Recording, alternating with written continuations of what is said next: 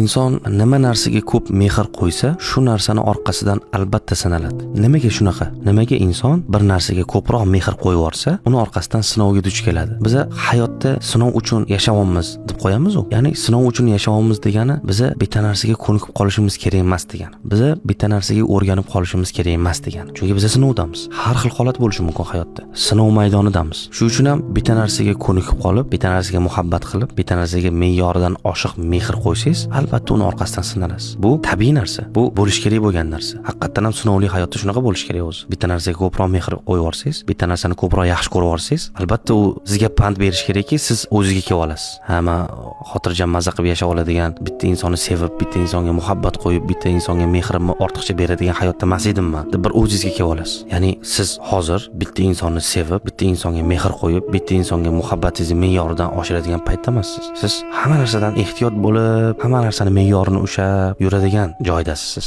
Shuning uchun ham bir narsaga ko'p mehr qo'yib yorsangiz, albatta uni orqasidan sinalasiz. Bu narsaga yaxshilab e'tibor berish kerak odam. Shuning uchun ham inson muhabbatini va g'azabini kontrol qila olishi kerak. Aks holda ko'p g'azab qilgan orqasidan ham sinaladi, ko'p muhabbat qilgan narsani orqasidan ham sinaladi. Bu tabiiy, sinovli hayotda bo'lish kerak bo'lgan narsa.